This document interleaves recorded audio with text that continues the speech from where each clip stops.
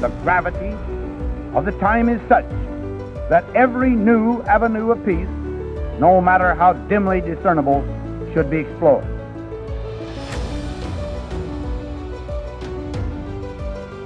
Never before in history has so much hope for so many people been gathered together in a single organization.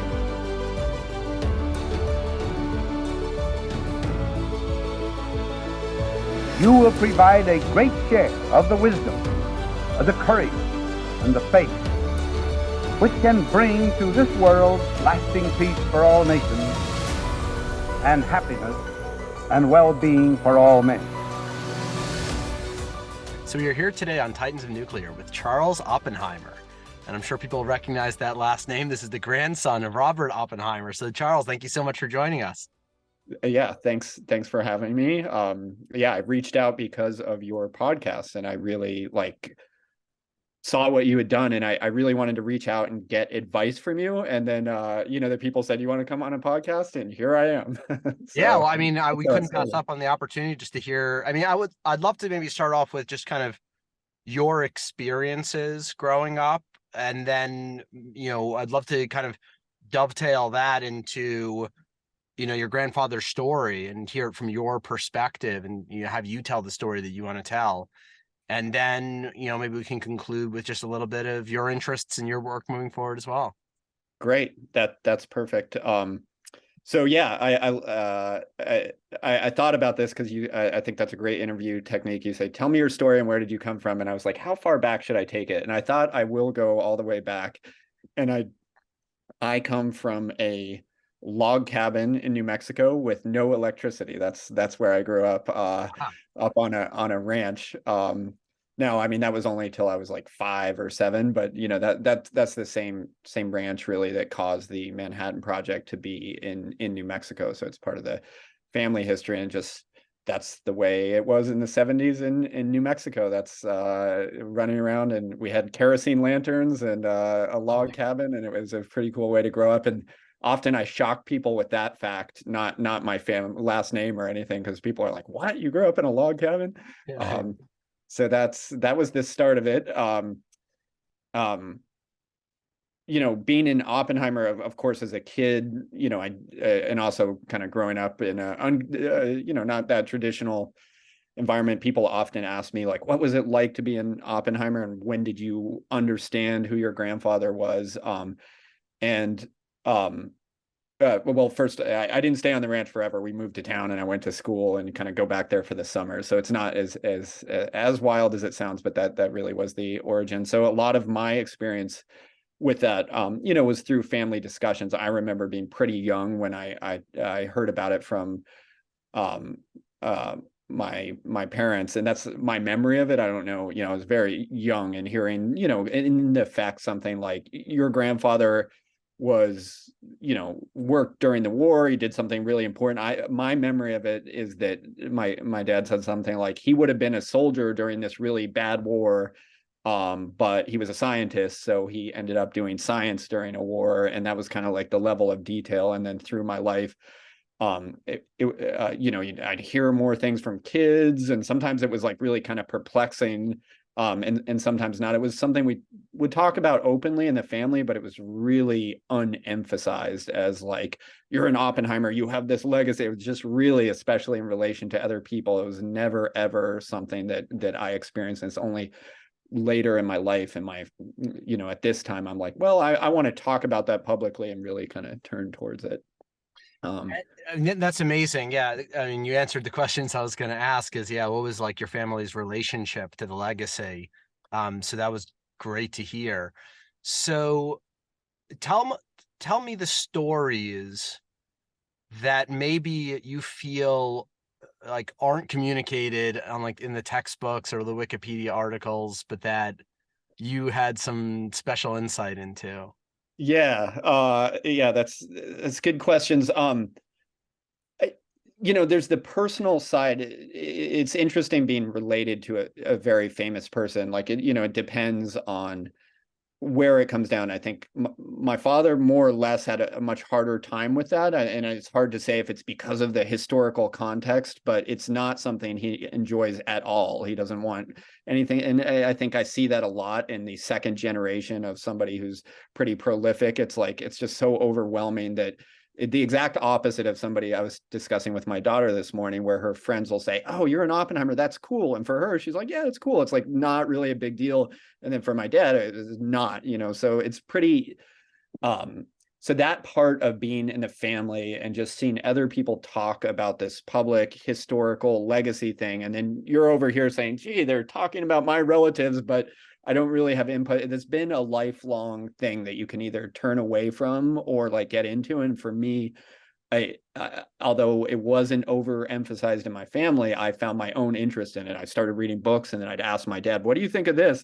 And so we've had an ongoing discussion for, 30 or 40 years. Anything I'll read, which he really won't read or consume any media about his father, even the non-fictions, but definitely not the fiction stuff. He doesn't like it, doesn't want anything to do with it. So I will read it and ask him, and we get into these dialogues about, what do you think Robert thought, and what does he like, to distill those down into the something that's really interesting to the audience. It's tougher. I think I can just give my perspective that I've always consumed what I could of other people writing, and then try to pass it through a family perspective to understand. And the thing that's retained in the family is how important that was, his work. It's not a sense of shame or a problem, but it is important to everybody. That literally everybody in the world thinks about, could I die from nuclear weapons, and what should we do about it? And so it was something I grew up being told and thought of it as a really important thing, but I didn't really directly connect, okay, I'm going to put my life into working on that. And that wasn't a requirement. And it wasn't where I ended up initially. Can I ask maybe a question I would ask if I were like in the room with your family was the development of nuclear weapons an inevitability of humankind? If you were to rerun the human experiment 1,000 times, was it just a matter of time?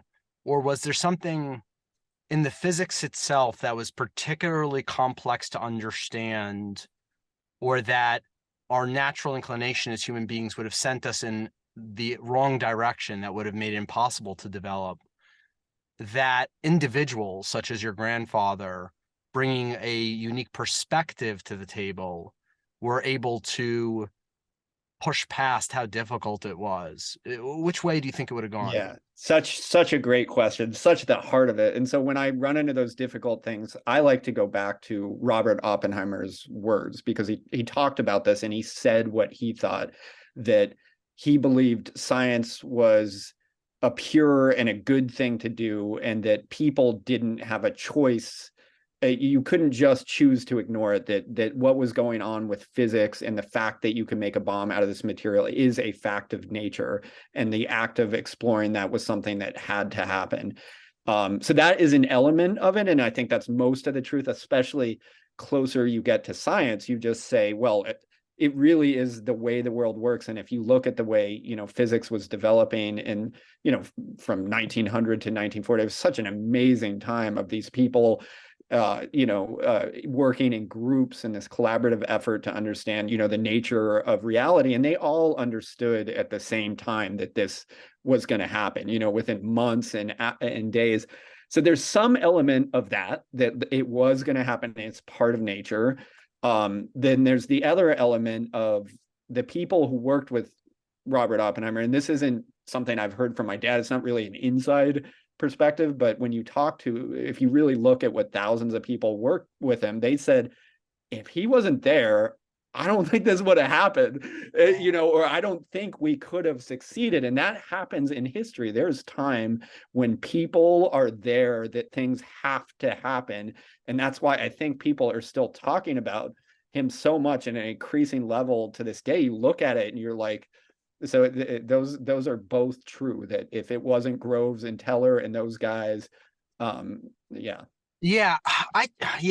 And I almost think that what bears drawing upon isn't necessarily like the contradiction between those two things, but maybe they're of a different kind. Like, yes, the physics always existed, but maybe the engineering, the problem solving to bring that physics into a useful manifestation relies more on the individuals. That's right. And I mean, and there's also even more, tactical parts. I'm in technology field, and I know you are. And it's funny that the common feeling about that, I don't feel that way about technology. I don't say we have to create AI over. It's like, it's a choice. Like, so when do things cross over to the way you implement and the choices you make? There's clearly, the closer to engineering and technology, it's absolutely all the way over to human choices to create those. And then you could back off it.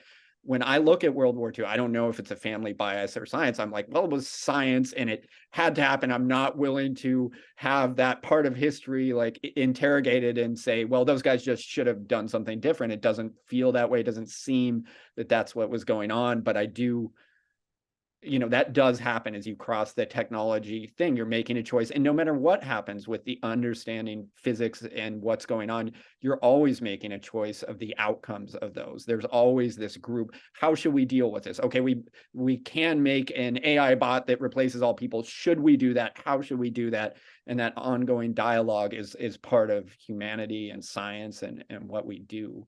Can you take me and help me explore, when your grandfather was selected to lead the Manhattan Project, that came as a surprise to some people.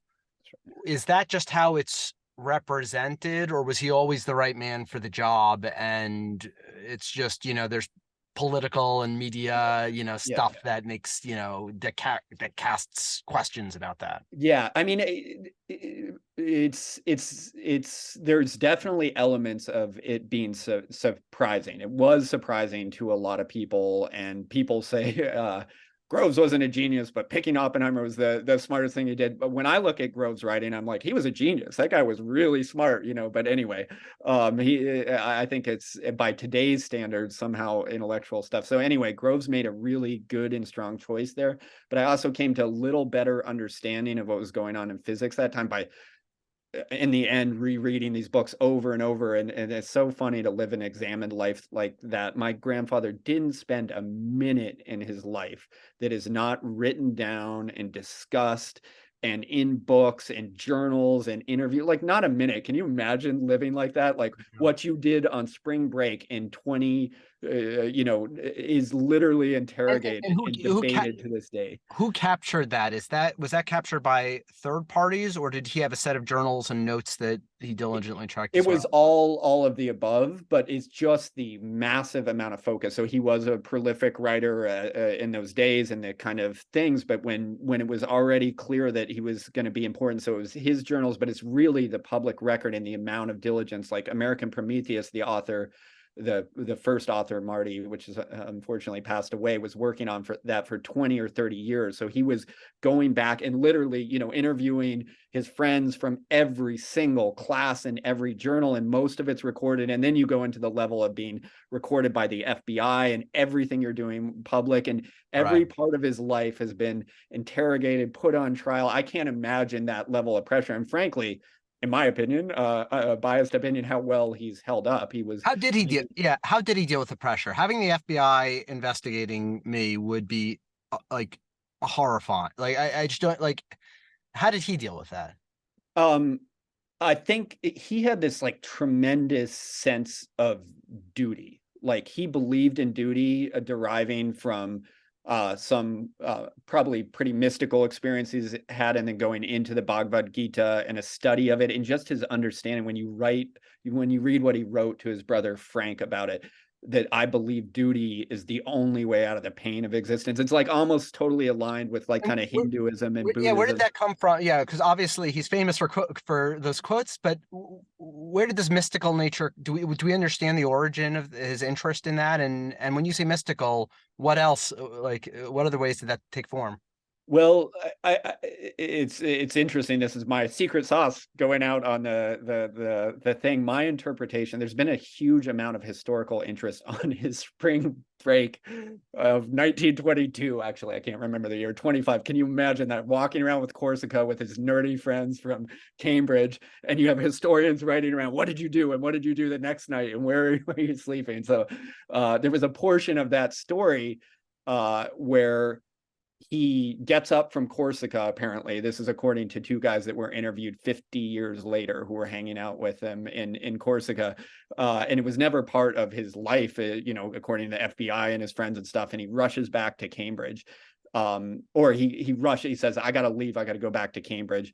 And during that time on that trip, he spoke in enough terms. These are like small segments of saying that he had effectively a mystical experience. He said, one of his quotes about that time in Corsica is that, you put me through this trial and you think you know everything about me. You don't even know the first thing about what's important to me. It was like I got to reread the quote, but that's basically what he said about that experience of being examined, unbelievably examined, attacked by his enemies. It didn't even bother him. But I think in that experience, which the historians haven't really called out, he said that he had found love, not a person, but the nature of love. And that has happened pretty regularly. If you look into mystical experiences, people go through them at regular intervals, and he never really talked about it in that terms, but it really did follow the pattern of shaping his life, because after that he got into Sanskrit and Hinduism and Buddhism, and he never said I'm a Buddhist or a Hinduist. But if one does go through that and then recognizes this 2,000-year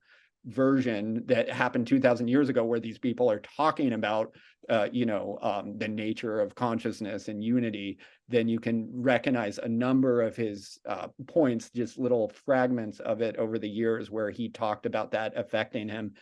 But the duty thing was very straightforward. Like, for example, that quote about I become death, destroyer of worlds. He is really, first of all, he says, I thought about the Bhagavad Gita, and then, the quote, and then he said, I think all of us did in one way or the other, which I find hilariously Robert Oppenheimer. Like, nobody thought about the Bhagavad Gita. He had read it out of Sanskrit because he spent every moment of his life buried in a library and learning Sanskrit. I mean, in my view, I'm no Robert Oppenheimer, but Charles Oppenheimer, and I'm like, I couldn't have learned all that stuff. And he had the historical allegory to apply it to that time. And one of the things I learned about that, I read the Bhagavad Gita, and it describes a mushroom cloud over a battlefield blowing up 2,000 years ago, and a warrior, Arjun, who he was really talking about, who's the prince who's forced to do his duty and kill his relatives, and he's talking to the god Krishna about how terrible this is, and Krishna is saying, you have to do that. There's duty, and you have to kill, and you have to die. In fact, you're going to die anyway, whether you do this or not. And understanding the depth of that entire literary you need that to understand what he was saying. And on a YouTube comment, people will say, this guy was crying in his beer and regretting everything. He wasn't. He was talking about the depths of like what he went through and what humanity was going through as this bomb was going off. It sounds like to me that this mystical nature to him allowed him to navigate the moral complexity of his work. But I'm also interested if it allowed him to literally see the universe in a way that he could examine its physics beyond the abstraction that like our pathetic eyeballs like cover things up, right? Like if he could literally see the atom. You see what I'm saying? I think there's some element of the guys, when I read what they were going through of understanding how the universe worked, and my grandfather was not the only example. He kept up with that quantum stuff, and they were understanding how the universe worked. And it was the mystical part that important. I think the best example of that is Bohr. So he was known, Niels Bohr, as what was that quote, that Niels Bohr was God and Oppenheimer was prophet. They both had this view that there was a connection, and Bohr in particular, I mean, he was such a leader in the quantum field, and his belief ultimately that things that were going on in the quanta, that there was a connection to the rest of humanity. And an average incredibly smart, intelligent scientists like Dirac wouldn't have believed any of that stuff. He's like, what are you talking about? That's gobbledygook. And to this day, you would find that gobbledygook in the Bhagavad Gita and New Age spirituality, and it hasn't been tied to science. But Bohr ultimately believed that they could end war through this effort. And did their insights of the atom come about from not exactly that mysticism, but it was very important that these people had a philosophy that reached beyond what is our security procedures in 1942. They had wisdom. Bohr influencing my grandfather being able to lead thousands of scientists in a way where they would follow him. They said, this guy is a good leader for this, and he's thinking about the next steps, which is one of my favorite things to talk about, is what tell me more about his beyond the technical ability, but the leadership ability. I'd like to hear a little bit more about that. Yeah, and I realized I never got back to your question. Was it a surprise that he was picked? So in reading about that, he was developing this method of science where his strongest thing was leading a colloquium, where when in a room, and this was happening in Berkeley with the best physicists and Michigan, when they were talking about the nature of fission, it wasn't just that he knew everything. He wasn't, there was a period of his time where, he was an arrogant student. He knew everything. You know what that's like being in your 20s. But at this point, he was becoming a leader who the people in his field, his peers, were saying, hey, when we're in a group of scientists, he seems to be like moving us along in the right way and pulling the right stuff. And that was ultimately, so by the time Groves picked him, other people were saying, hey, we've been in these colloquiums, we're talking about Oppenheimer's about as good of a leader of this kind of science. But then he actually blossomed. When that's the thing about history, you put this pressure on somebody and you say, you got to make a bomb, you work for the military. And Robert Oppenheimer said, all right, I'm going to do that, and that was not where he came from. And he just was the right guy to do that. Did Groves show up to any of the colloquiums? Like, did he sit in the back? I can almost imagine a scene where he sits in the back of the room and. No, this was the pure science stuff before Groves was really involved. And then there was a couple other coincidences, like Lawrence would have been the he was just the straightforward science leader. Robert Oppenheimer had no leadership background. So that was truly, some people are shocked. And I think there was another guy from Caltech who was top of the list and he said no. And then so there's some element of him being the only guy. A few people who were more qualified weren't available and he was there, but there was also an element of him raising up. And then Groves was just a really good judge of people. He met a bunch of people, but when you look at the records of when and how he talked to Robert, he said he wasn't taking a guess. He's like, this guy can do it. And I recognize that. Anybody can work with people, and you start getting a feeling, I know, I totally agree too, and that's why interviewing is more of a skill than it is something that can just be broken down into a prescriptive set of questions. But just a little bit more on that. Was there something? What led to Groves's conviction? Was it a specific interaction, a specific set of questions, a specific dialogue, a specific feeling that he got? Yeah, I'm going to go with yes. I don't remember. You can read the exact number of meetings, and they were on a train track, but he just came away with that feeling, with spending some deep time in understanding Robert's attitude. But I think it was more than just his knowledge. He recognized, he said something like, this guy's a genius. He knows about everything except sports, and so he recognized he was a top scientist, but I think he recognized the practical nature. He had dealt with other scientists who had Nobel Prizes and were scientists, but something about Robert was, more than just a scientist. It was that connection to literature and arts and leadership, even though he wasn't any of those things at the time. Groves said, if we put this guy in charge, we're going to get our bomb out of it, and that turned to be the case. What about doubt? Were there moments of doubt throughout the program, and how did he handle the difficult times? Yeah, obviously I know less about this and only the historical records, but being tuned in, he's a sensitive person. I think that's something that, retains in the family. So I can relate and empathetic with understanding what they were doing and, the tremendous stress of doing that, and some people perform better in that kind of stress. And my grandfather's like that. I have a little bit of that. I've sometimes, when I've been in work situations where it's more stressful, and he was able to just work through that. But the doubts that are probably most important is that if you're looking at what they were doing during World War II, they were building a bomb, just like your grandma was, and like every German. It was a normal thing to do. You're building bombs, and you're in a war, and you're going to drop on people. So there wasn't a lot of like, let's not do this. You weren't going to slow the train down. And they even described, I think, Frank Oppenheimer. And sorry, I actually didn't mean, let me correct my question, because I want to direct this in a specific way. I didn't mean doubt as to the moral case. Yeah. I actually specifically meant doubt as in the ability to pull off the scientific achievement. Yeah, that's interesting. I think that, the matter of physics was well known, where they assumed they could do it, but I think I haven't heard. He was a theoretician, so they took that, and what he was able to do is, theoretically we can do that, and then we're going to have to work through these engineering problems. Yep. And it's interesting. I think I relate to you as a technology guy.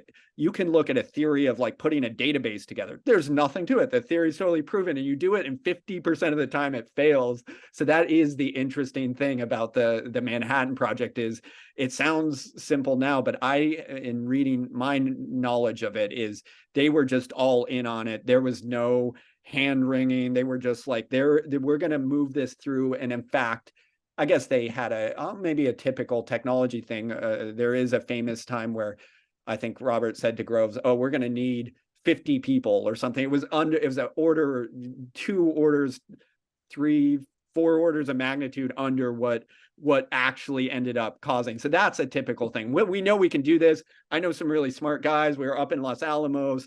And so that part of it was underestimated. And other than that, I don't think, it was just a knowledge. You're working during the war on a project, and then we're going through it. But that's as far as I know about that part.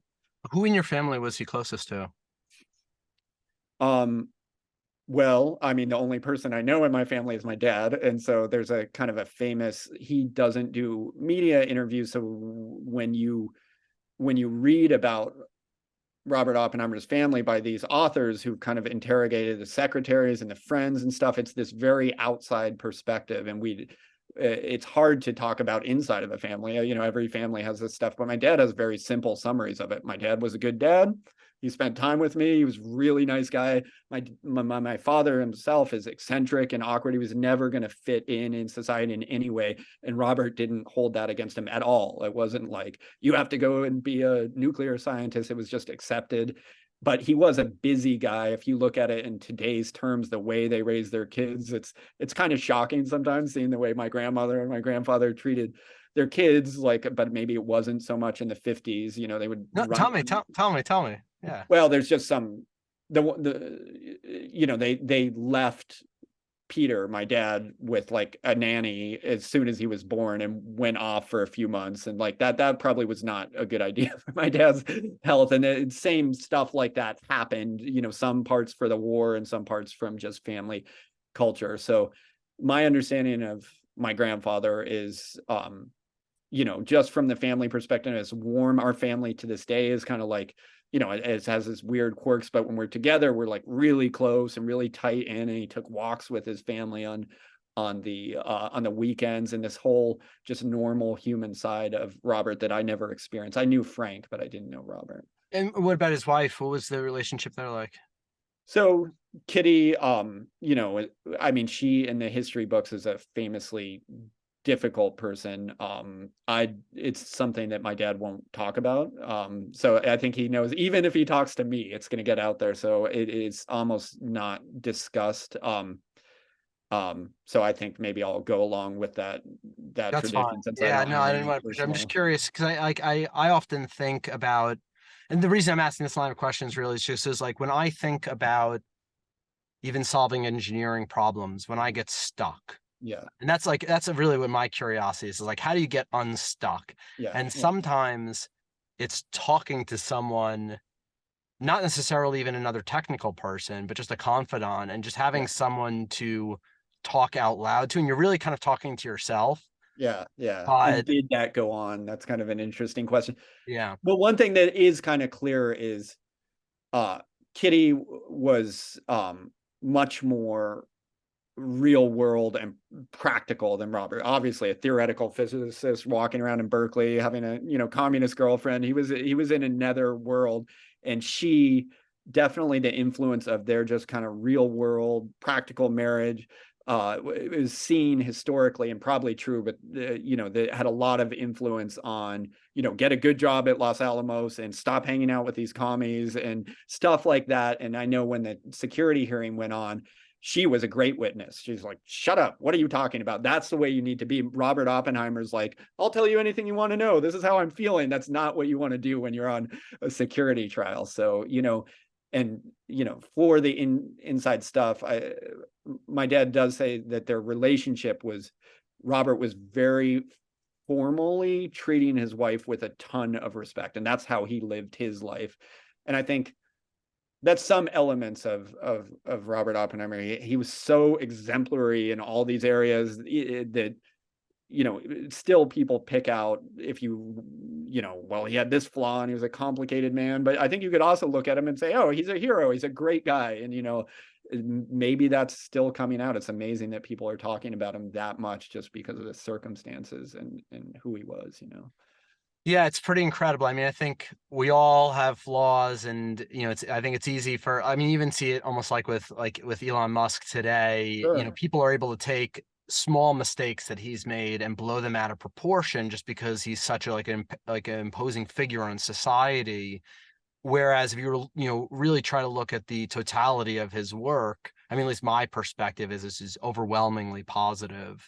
Yeah. And I so mean, I have a influence. I noticed that when people speak about another public figure, and I'm used to that other people are voicing their opinion about a public figure. In my case, my grandfather has such a historical record, but people have a lot of opinions about it. And I noticed that historian opinions are that opinions, and they do have a lot of it. It sounds like it's a fact, but if you want to compare how factual history is, have somebody talk about your grandmother that way, and you're like, wait, you don't know what you're talking about. You didn't even know this person. And I see the same thing with Elon and other public figures, where people these days, and this is an aspect of social media, feel fine to weigh in and say, I'm going to go ahead and judge what you're doing here, as if they know everything about what's going on. And that does happen. yeah, and then I think there's also one more component, is that as individuals, I don't think that we have like one identity. I think, we evolve over time.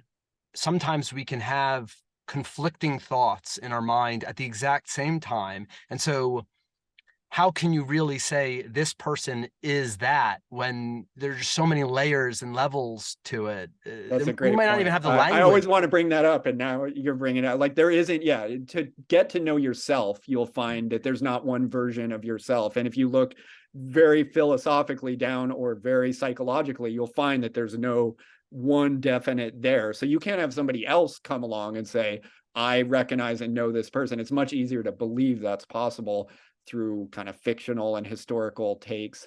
But that really, I think, is the substance of it, that it's so difficult to know oneself. You can't really know another person. But yep. Wow, we got really woo-woo here.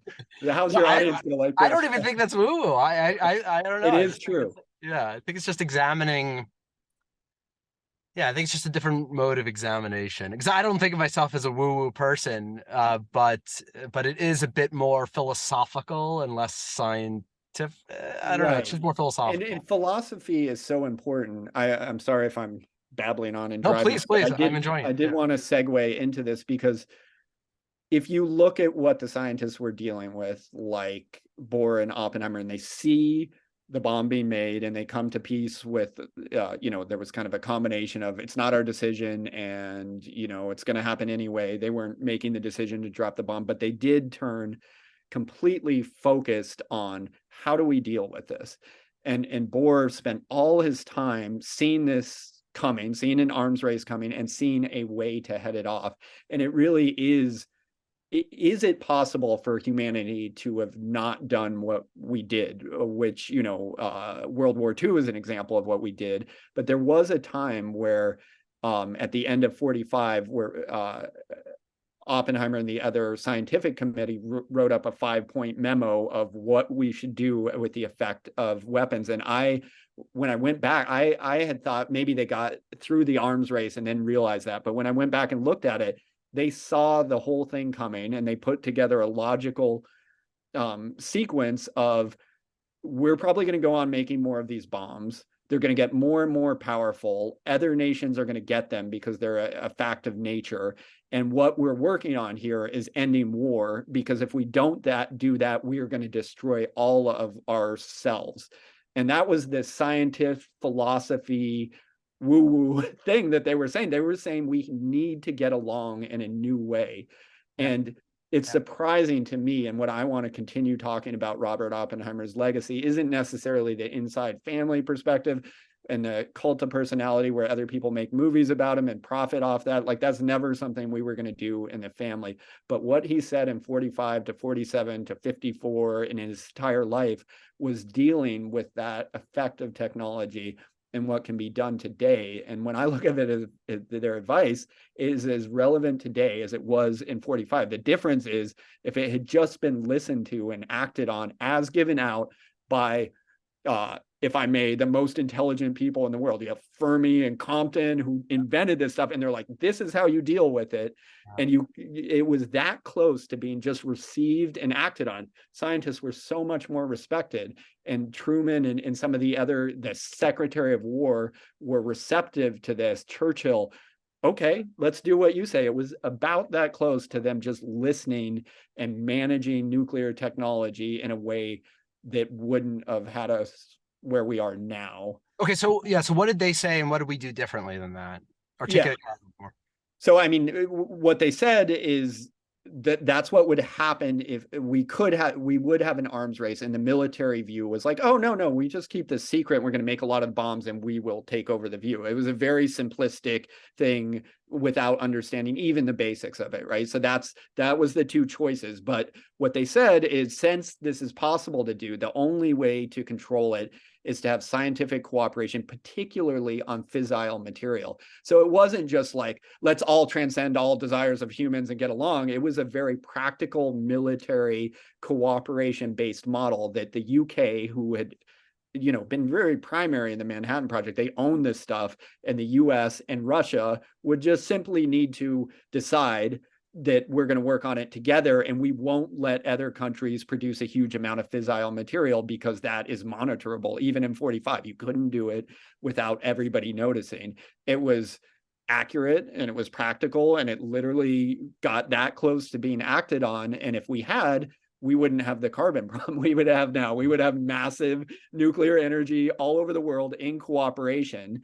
I can go through so kind of like, so what you're saying is kind of like forming a United Nations of nuclear technology, right? Like, and that was a focal point to bring the world together, right? And that was exactly what it was. And that was their initial suggestion in 45, August 16th, 17th, days after it happened. And Robert brought it back to Washington, D.C. to Stimson, the Secretary of War, who was like exhausted and convalescing. And so he delivered it to this guy, Brines, who was, in my view, a mid-level bureaucrat, although he was a Secretary of State. But anyway, Robert Oppenheimer was like as high stature as him.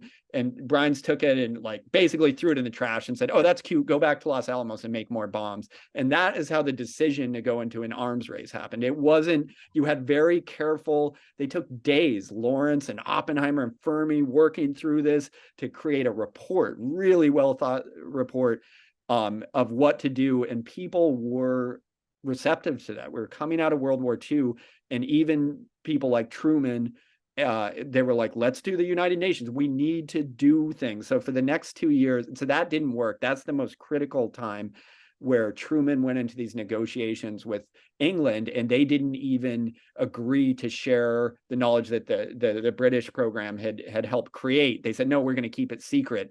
So that movement towards secrecy and continuing to grow it out of the military thing was a choice. And the scientists said, don't do that, not because because it won't work. That's the wisdom that they had, to recognize at the time what would happen. It will not work. Yeah. If we're taking a guess, we'd say, oh, maybe these military guys are no, this Secretary of State saying, let's build up a bunch of bombs and we'll be the most powerful. Maybe he's right. But we've had 70 years and we know that what they said would happen of owning this technology, keeping it doesn't work. And the only way to do it is this collaborative thing. But if you go in with bad faith and say, hey, even my colleagues who helped me build this, I'm not going to even work with you on it, and I'm going to keep it secret, and then we've done that in the United States consistently as the leader. And so that set up this chain where it's so hard to deal with it now, because once you have weapons, as you can't really take them away, so Yeah. that was and it did get to the point, to the UN thing by 47, where it was really it wasn't kind of like a UN thing. It was an official Russia-US UN negotiation. How are we going to deal with this? And that one was it was called the Atchison-Lilienthal report. I don't know if you're familiar with it. It took even more months of consultation of Robert Oppenheimer's official role, but many other people officially going into this, and they read a plan that would be would be applicable today, and eventually ended up happening with our non-proliferation treaties and stuff, but absolutely on point. And again, it ended up being that Brian's guy appointed Baruch, both of them who owned uranium mines, who went in, crossed out a bunch of stuff, said Russians can never have weapons. We're going to have all the weapons. We're going to control everything. Put stuff in there that they knew what. And it's sad to read the historical record. Robert was willing to work on this stuff as a sense of duty. He at many times knew it wouldn't work, but he was just going to soldier on and do it. He had to do it. He knew what way it was going to go, but he tried, and he tried so hard through his life. Not. I guess you'd argue it was in a hopeless way, because he did kind of know, but then he'd work with people who said, like Lilienthal, let's get this plan together. And it came that close in 47 to being our policy that would have removed our podcast, because we would have had tons of nuclear energy, no weapons, and no carbon problems. That's the alternate history, Yeah, it's amazing, but it's like, it's very counterintuitive that sharing a dangerous technology would limit the dangerous technology. Yeah, like right. it's hard for, I mean, that's why it was the geniuses that came up with it, and the mid-level bureaucrats that repudiated it, because it's hard. It's hard to like. It's understandable how wrong they got it, right? The decision makers, and the thing that I think. And the question is it valid? Is it worth talking about? Is it worth going back to history? I found because we're going to run into this again with AI and with biotechnology, of course. That's right. And I found, it's still relevant today, and so I found that it basically is worth really, and there's things that you can find in history when you have the benefit of 70 years. In 1951, it seemed like a great idea to make hydrogen bombs, and they were all in on it. That's going to solve our problems. We know now that didn't solve our problems. And then you can look back to the people who said that will not solve our problems, and they're like literally provably right. And you can't tell at the time. The military did what they did. Military wants to make a lot of weapons, and they had an undue influence ultimately on civilian stuff, and did stuff which brings up a point that I did want to bring up with the Department of Energy reversing my grandfather's security clearance. Oh yeah, that was amazing news for us. The biggest thing that's happened in the Oppenheimer family, unlike these movies, this is real news that happened at the end of December. What happened? Explain to the audience real quick. Well, so in 1954, Robert Oppenheimer had been put through a security hearing to remove his clearance as a consultant. He was only a consultant at that time. Everybody knew, like, the assumption that it was a political smear job. But at the time, he had such a high stature. He was as famous as you could get in the US. And they use some of these security complaints, but they effectively, if you read the transcript, they really did literally accuse him of insufficient enthusiasm. Some of those words are used in building a hydrogen bomb. And they said, that's a character flaw. That was the accusation, that he had a character flaw. And he wasn't actually even opposed to the hydrogen bomb because he was such a almost soldier. He was opposed to a crash program to do it. And I think he was right about that rationally. A crash program, a Manhattan style, put everything you can in to build it, the bombs. And that one he was opposed. So when they dragged him into the security hearing, there was a very big divide. All the scientists in the world, and certainly the people in the trial, even Groves testified for him, but it turned out to be a very corrupt process. And he knew that. He knew going into it that he was going to get crucified. But again, he did it because he had to. He couldn't just resign. Duty. Yeah, the duty. Yeah, he did it out of duty. He said that. He said, you don't want my advice. I'd love to not give you advice, but I cannot, I can't ignore that you said I'm unfit to serve my country. So he did it. And it went the way basically they expected. But the value of history is interesting because if American Prometheus hadn't re-interrogated that and looked again and again at the number of illegal things that were done through that entire process, like it was a mishandling of justice and so clear in the end, just a purely political effort, then it wouldn't have come up over and over.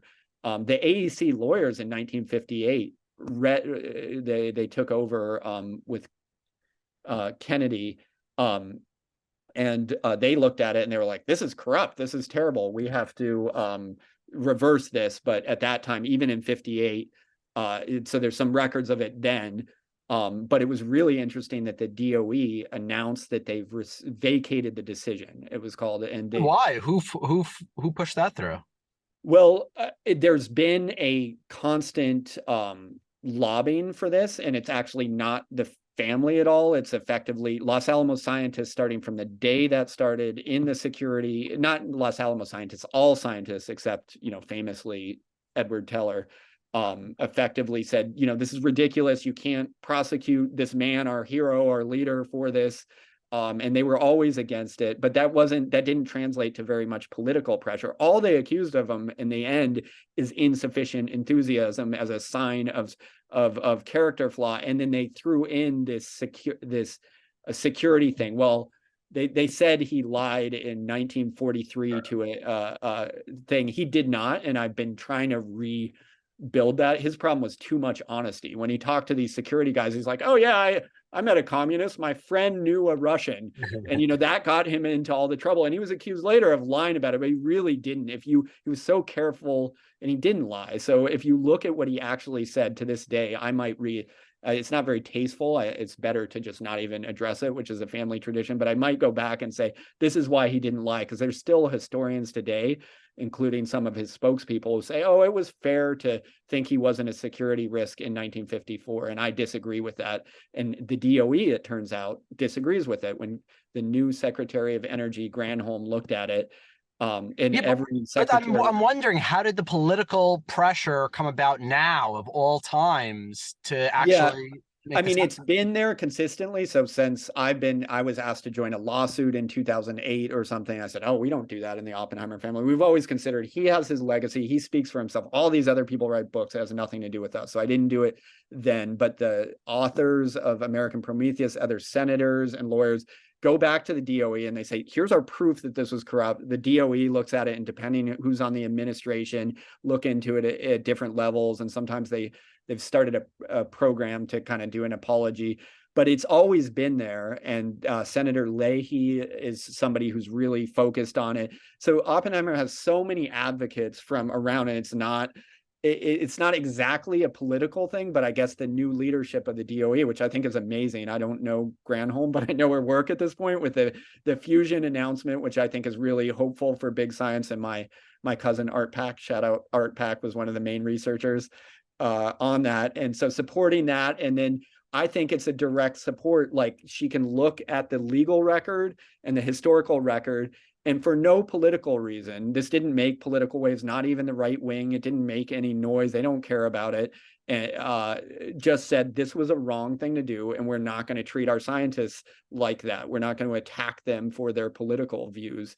and he didn't even have political views. And so it is kind of amazing. And one of the historians who talked about it recently wasn't able to say anything positive about it. He's like, I don't know why they did that, but I think it's a good sign for big science and the Secretary of Energy just to right the wrong, you know? I think it's a great sign. I'm just so confused as to like all this time later. And like, yeah, I get you're saying the how there's been all this like continuous beat, but if it didn't work 10 years ago, why did it work today? Like, I just don't get it. I think it's the leadership. I was familiar with one about 6 years ago, and the leader at that time, which I'm sure you know, Moniz, and I respect. Yeah. Why didn't he do it? He should have done it. Well, he should have. I talked to the undersecretary who's turned into a big friend of mine, Lynn Orr, and a real inspiration for being in the Oppenheimer field. And he had proposed, let's do an Oppenheimer program at the DOE. And it went to my dad, which was like, hang up, you know, like, and I said, I'll talk to you guys, you know, let's discuss things, you know. And so I ended up talking to Lynn Orr a lot, and he inspired me to kind of, you know, promote. He didn't mean to do that, but I ended up getting inspired to work on it. And the legal, Moniz was told by his lawyers, oh no, we can't do it because he lied on trial. So he took a cursory review. I don't think he spent days and weeks looking at what his own lawyers said in 1958. He listened to whoever the current lawyer is, said, oh, we can't reverse that stuff. And Granholm looked much deeper at it, and she must have looked back. She did. It's all in the statement. They were like, this is wrong. It violated our own procedures. And she was willing to just say what their lawyer, there was a trail of lawyers at the AEC saying this was not a good proceeding. And she did overturn it on technicality, in an important technicality. They were withholding information from his own lawyers and putting stuff in the summary that was not there in the trial. And they were saying, you know, so there was all kinds of stuff that you could have done it. And I think Moniz thought it was important, thought starting a new program was a good thing. I was fine with it. In the family, at least my dad's perspective is that it wasn't important. Like, we always talked about it as a farce, not a tragedy. That's what Robert Oppenheimer said. And because I think he felt that he knew he was being accused of lying to these couple security goons when he didn't. And he knew what they were doing, and he knew. So he never complained about it. He never made a single statement. He had a better lifestyle after. So our family perspective is just like everybody else's. Why bother doing that? But I certainly appreciate it that they did that, and they've righted it. And it made me very happy unexpectedly. And I didn't even advocate for it. It was all these other people, you know, doing all this stuff, same as being, you know, that's part of being in Oppenheimer. A lot of other people talk about it, not just me. Yeah. Well, now that we're at the present day, let's actually come back to you. What do you have in your future? Yeah. So, I thought I was only going to be talking about this, and I went on an Oppenheimer bender. No. But yeah, so like, once I finally got, you know, there is this Nolan movie coming out, and, you know, that puts focus on the whole thing. Actually, when I was talking to Lynn Orr and the DOE, I started saying, well, why can't the family have some perspective in a public thing, even though it's not our tradition? So can I be a spokesman for my grandfather? And usually the thing that's retained is nuclear weapons are such a problem that if you could use your name to help with that problem, you should do it. That's what, you know, I felt permission to do that, but it's also felt like kind of a depressing and unsolvable problem. And so I didn't ever in my career go into, let me work on getting rid of nuclear weapons. Maybe now that I'm much more interested in it, I should have done that, but I didn't think about it. And so when I've been thinking about advocating for my grandfather, it's not just for historical terms, but what does it mean today? Yeah. What are these lessons from history going to do going forward? And can it have an effect going forward, the lessons we've learned, and even can his reputation help today? That's what I'm most interested in. Can his legacy bring people together today? I love your perspective. I think you're approaching this in a very wise manner, but please. And that's how I found Titans of Nuclear, because when I was thinking about it, I was like, if I just only focus on how these weapons are terrible, like the other advocacy organizations, which I believe in, say you can't move the needle, but energy to me seems like much more hopeful. It's something that can be done in a positive manner. And I believe that there's an intersection that creating more nuclear energy and more nuclear infrastructure can help with the proliferation problems, that there's things that superpowers can't talk about. China and Russia can't talk with the US right now about weapons. It's so difficult, but you could talk about joint investment to create more energy in sub-Saharan Africa, right? So there's times where, and then to do that, you say, well, we need to know where the fissile material, kind of expand on the existing treaties and proliferation stuff. So I started becoming more interested in nuclear energy, coming from a more, you know, kind of standard liberal background, like some of your guests said. Oh, I was just vaguely, even you, I think your first interview, I was vaguely negative on it. It seemed bad. And the Oppenheimer perspective was the same. It was like, it didn't seem great. And when I've learned most of what I know about nuclear energy is from your podcast and your guests and stuff, it just seems more and more appealing as something that should really be focused on. And I found myself trying to do that, you know, is by promoting nuclear energy in some form and some elements of non-proliferation in this cooperation we need. Could we have a joint win there? Oh, I love it. It's so funny because I actually haven't really explored this topic that much. When I think about the benefits of nuclear, I've often just kept focused first on the climate benefits, was, let's say, the first couple of years of my exploration, and then getting to know the energy prosperity and like curing energy poverty and just like you know, elevating all of humanity. That has been like the last few years of how I think about the advantages. But from the non-proliferation perspective, I actually think it's quite obvious that the more nuclear energy that you have, the easier it's going to be to deal with these very thorny issues of proliferation, weapons development, if nothing other than to have a global community of nuclear scientists that are in communication with each other, developing relationships with each other, that when the political powers come into misalignment, to have the scientists be the conduit for negotiation and communication, I just think is going to help resolve conflict so much easier. Yeah, I absolutely agree. And it brings me back to the purpose of why I came on this. I just wanted your advice. I'm like, you've done this for 3 years, Brett. I'm like, I'm basically 5 months before you started, where I'm thinking about it and I look at all this stuff you've learned and accomplished. And I think there's room to do, I'm prepared to like work on this and, you know, as much as I can. And I wonder what is, if I may, what's your current feeling and your evolution of going through this, learning about it, ultimately starting, you know, a private startup company, which I'm familiar with because I'm a startup guy, and advocating for it. And then I'm sure running into the frustrations of such a big system and how slow it moves. What's your current perspective on the future and what could be most useful to affect right now?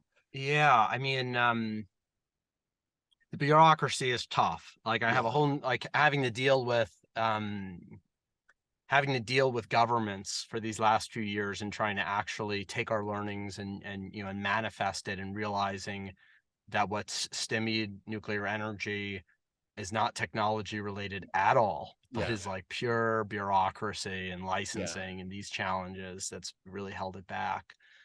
And then also seeing so many of my colleagues and peers try to apply technical solutions to cure non-technical issues.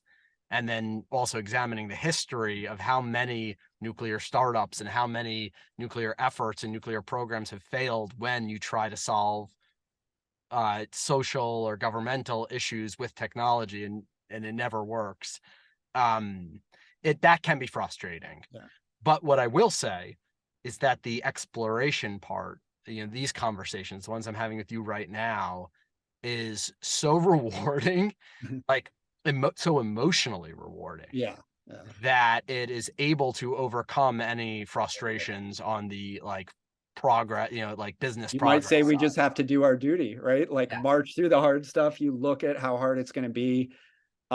I've come to think about, you know, do you know Richard Rhodes? He wrote The Making of the Atomic Bombs, and he has a good, I don't know if you interviewed him, but he has a good I haven't book. yet. We emailed corresponded years ago. I have to pick that one up. Thank you for reminding me. Yeah. His energy book, you know, all his writing's amazing. We really respect him and the family, and I've become, you know, personally friends with him. And when I read his energy book and he talks about energy transitions, they always take 50 years and 100 years. That made me more comfortable. I'm like, this is something I can work on for a long time. Okay, if it doesn't happen today or tomorrow, what I think there can be a combination of things. And when I started looking at saying, okay, I've started something called the Oppenheimer Project, but it's mainly at this point exploration phase, starting with talking to you and of course talking about my grandfather. But some of the first things I've identified through the research, obviously, is the problems with nuclear. It's very easy to say that it's regulatory problems and public perception. Everybody says that. So if I was going to work on things, why not start with regulatory and public perception stuff? That might be one of the top things you start with. And for me, actually, to your point, because I'm not an expert in the field, can there be a convening or bringing people together under the Oppenheimer umbrella as a starting point? When I listen to your hundreds of guests, unfortunately, I haven't gotten through hundreds, but almost every one, I'm like, that's so amazing. I want to talk to this person. And so, and sometimes I go to non-proliferation events, and I thought, could we have a convening where you have some element of non-proliferation stuff and some element of this, huge amount of energy, excuse the pun, in the commercial energy field, bring people together. That might be one of the best things that you could start with, that kind of convening, bringing people together, and then have it come out in policy, trying to influence policy and public perceptions for some part of it. I love it. I love it. We've often thought about hosting at some point when we're bigger and better resourced. I would love to host a major nuclear conference, and especially bring all the titans and the guests out. And yeah, I just think some of the conversations that would come out of it would be so incredible. I'm thinking, as just we're talking right now, I mean, if you can use our platform as almost like a prototype, we'd love to have you guest host some episodes on this topic. If you, I think it'd be a lot of fun to that would be cool. And also, I don't think a conference is out of the ordinary. You have a lot of listeners who are probably going to listen to this and say, hey, I would go to an Oppenheimer Titans conference, and so I was planning at least one event this summer. Planning is loose. I have a rough plan. There's this movie announcement, and what I want out of the movie experience is, can we shed light on these kind of going forward ideas, not the kind of totally strike while the iron's hot. I think it's right, exactly. It's obviously the time to do it, and what we care about is not defending every fictional interpretation of my grandfather, but what could be leveraged, what could bring people together. So I don't know that that's probably not enough timing for a big conference, but it could be the start of something that with your community. And I'd be happy to host and interview any guests and collaborate on that. I think that's one of the top things. I know we're at time, but I wanted to throw one more question. Yeah, please go for it. How are you on time? I'll say a few extra minutes. This is too much fun. Yeah, so I could go on forever here.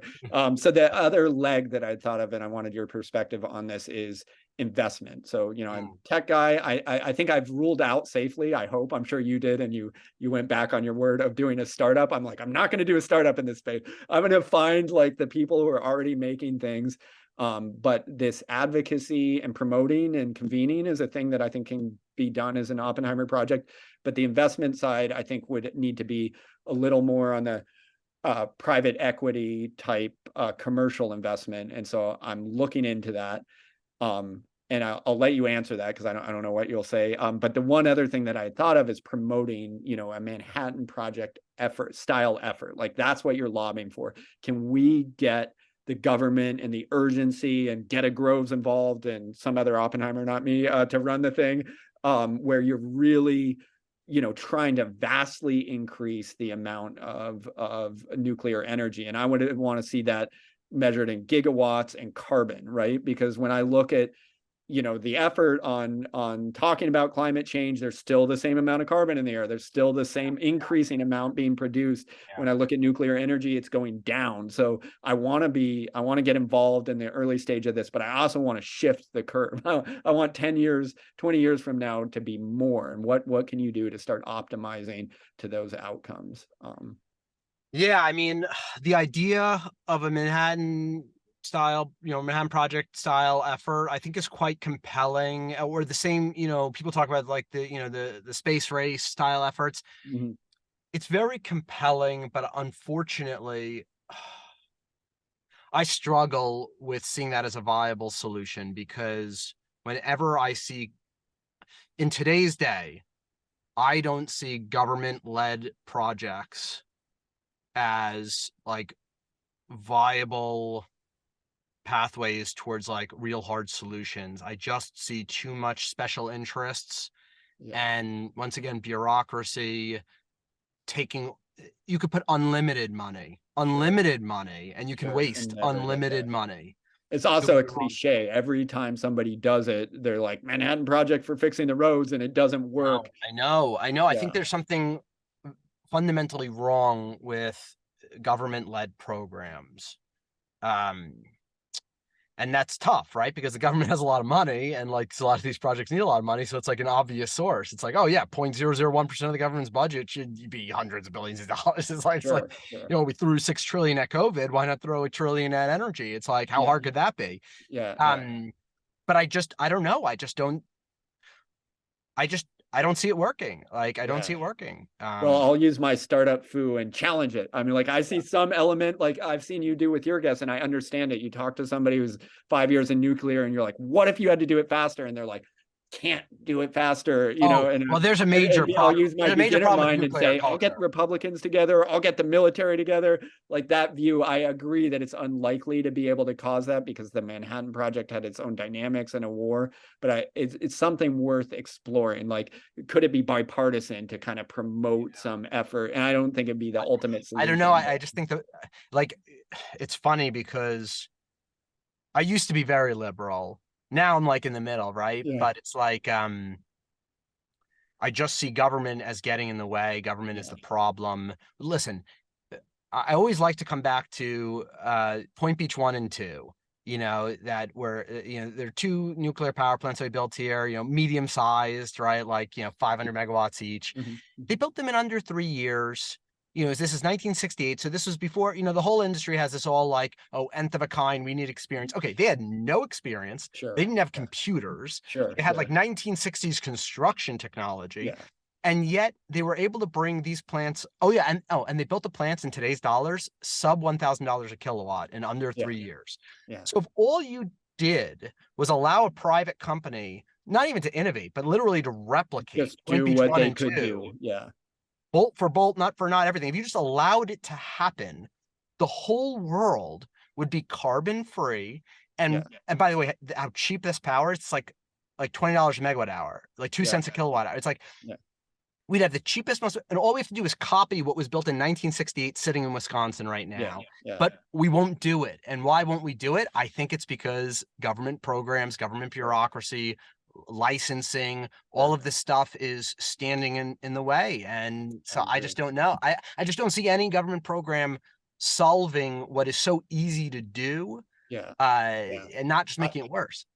That's I agree, and that's accurate, and maybe that's job one. You know, if there's a way to influence things, then you have to go for the regulatory understanding that's holding it back. I've come to an understanding that you just summarized by, you know, listening to your guests and understanding that is what the problem is with the NRC and the way it's developed. So I don't know if it's addressable, but I started off with that as an idea. And so anyway, maybe we pause there because I know we've gone on so long, but we could have a second one, which is not about Oppenheimer's history and just like, what do we do going forward? What are the ideas? What could happen, or some other form of future collaboration? No, dude, I've loved this conversation. I love the way that you've articulated your philosophy, and you know, this has just been awesome. So I'd love to keep it going.